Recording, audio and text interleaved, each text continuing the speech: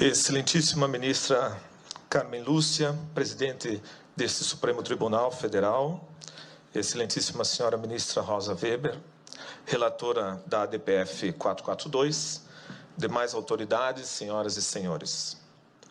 Eu quero iniciar com um ato de agradecimento à senhora excelentíssima ministra Rosa Weber, que no primeiro dia e hoje também desta audiência, a senhora reconheceu que trata-se de um tema jurídico delicado, sensível, altamente polêmico, enquanto envolve razões de ordem ética, moral e religiosa. Mas, infelizmente, querem nos desqualificar como fanáticos e fundamentalistas religiosos que impõem sobre o Estado laico uma visão religiosa. Onde está o fundamentalismo religioso em aderir aos dados da ciência que comprova o início da vida desde a concepção? Onde está o fanatismo religioso em acreditar que todo atentado contra a vida humana é um crime? Onde está o fundamentalismo religioso em dizer que queremos políticas públicas que atendam à saúde das mães e dos filhos? Por isso, a CNBB, Conferência Nacional dos Bispos do Brasil, reitera sua posição em defesa da vida. Esta vida humana, com toda a sua integralidade, dado científico, com toda a dignidade, artigo 1º da Constituição, com toda a inviolabilidade, artigo 5º da Constituição, desde sua concepção até a morte natural. Isso é o mínimo de razoabilidade aceitável que nos permite estar aqui para discutirmos este tema com a recto ratio. Não podemos tratar o assunto negando, deletando, ignorando a existência do bebê. Parece que estamos falando de uma vesícula biliar, de um rim, de um adendo que precisamos extirpar, que está causando a morte das mulheres. O foco está errado. Se é um problema de saúde pública, deve ser tratado e solucionado como tal.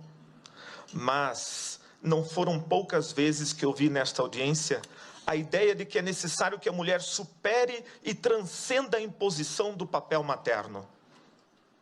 A ideia do desengravidar as mulheres. Isso, excelentíssima ministra, não tem nada a ver com os artigos 124 e 126 do Código Penal.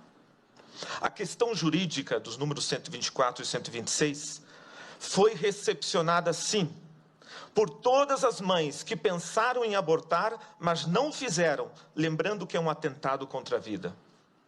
Se negarmos isso, negaremos a capacidade de discernimento de todas as mulheres que optaram por não abortar para salvaguardar os seus filhos. O desacordo não é jurídico. Desabilitando os já referidos números do Código Penal, este Supremo Tribunal Federal estaria desacreditando na consciência reta que tutela a vida mais frágil e inocente que é a vida do bebê. O problema é que ninguém quer nominar esse inocente. Ele está apagado, deletado dos nossos discursos para justificar esse intento em nome da autonomia e liberdade da mulher. Mas a criança em desenvolvimento, na 12ª semana, é uma pessoa, uma existência, um indivíduo real, único, irrepetível. E provavelmente, naquele momento, a mãe já escolheu o nome para o seu filho. Se é uma questão de saúde, e a palavra saúde vem de salus, do latim, significa salvar, a lei teria que proteger a mãe e o filho proporcionalmente. Como esse Supremo Tribunal Federal vai explicar a permissão da pena capital a um ser humano inocente e indefeso para justificar a nossa incapacidade de políticas públicas de proteção à saúde reprodutiva da mulher? É assim que o Supremo Tribunal Federal vai garantir a inviolabilidade do direito à vida, dando uma arma chamada autonomia, para que homens e mulheres, no seu bel prazer, interrompam a vida das crianças até a 12ª semana, sem precisar dar nenhuma satisfação do seu intento predatório. Esperamos que não, pois o direito à vida é o mais fundamental de todos os direitos. Por isso, mais do que qualquer outro, deve ser protegido. Ele é um direito intrínseco à condição humana e não uma concessão do Estado. Os poderes da República têm a obrigação de garanti-lo e defendê-lo. E não compete a nenhuma autoridade pública reconhecer seletivamente o direito à vida, assegurando a alguns e negando a outros. Essa discriminação é iníqua e excludente. Então, poderíamos nos perguntar o que fazer? Urge combater as causas do aborto, através da implementação e aprimoramento de políticas públicas que atendam eficazmente as mulheres, nos campos da saúde, da segurança, da educação sexual e entre outros, especialmente nas localidades mais pobres do Brasil. Mas isso não é matéria para ser discutida nessa Suprema Corte, e sim no Legislativo. Em todo caso, eu convido a senhora, excelentíssima ministra Rosa Weber, que antes de tomar sua decisão, conheça pessoalmente ao menos uma das casas pró-vida que começam a se espalhar pelo Brasil. Nelas, a senhora não vai encontrar só mulheres que recepcionaram os números 124 e 126 do Código Penal, mas também encontrará os seus filhos, que elas não abortaram, dizendo: obrigado, porque vocês me deixaram viver. A senhora poderá mostrar ao mundo que nenhuma sociedade democrática está condenada e obrigada a legalizar o aborto por pressões externas. Poderá mostrar que nosso país não se rebaixa para interesses estrangeiros sobre a nossa soberania.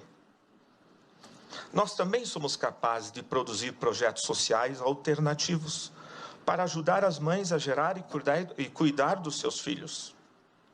Essas iniciativas já estão demonstrando que é muito mais eficaz, menos oneroso ao Estado e altamente salutar às mães.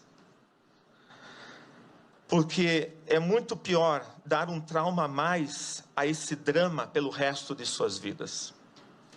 É uma pena que o Estado e muitas instituições ficaram tão obcecados e limitados com a estreita visão do aborto e da sua legalização, que se pensássemos o uso dessas verbas para projetos alternativos de cuidado e acompanhamento, de casas de acolhida, hoje estaríamos com uma visão diferenciada. Algumas destas casas, Casa Pró-Vida Mãe Imaculada em Curitiba, Casa Luz em Fortaleza, Casa Mater Rainha da Paz em Canoinhas, Associação Guadalupe em São José dos Campos e muitas outras que eu passei a lista. Nós estamos aqui porque fazemos parte da maioria dos brasileiros que são movidos sim pela fé em Deus, mas também pelo cuidado e defesa da vida. Por essa fé não medimos esforços nos gestos de verdadeira solidariedade, justiça e fraternidade.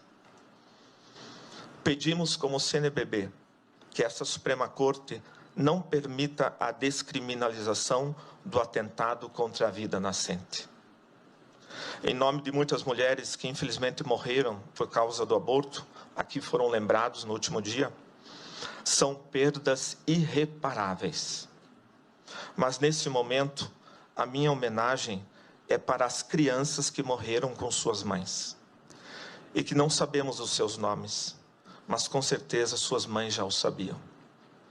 Essas crianças anônimas, que a sociedade não tem coragem de nominá-las e as esconde nos seus discursos e retóricas como se não existissem, elas existiram e existem. Nenhuma sã consciência pode negar isso.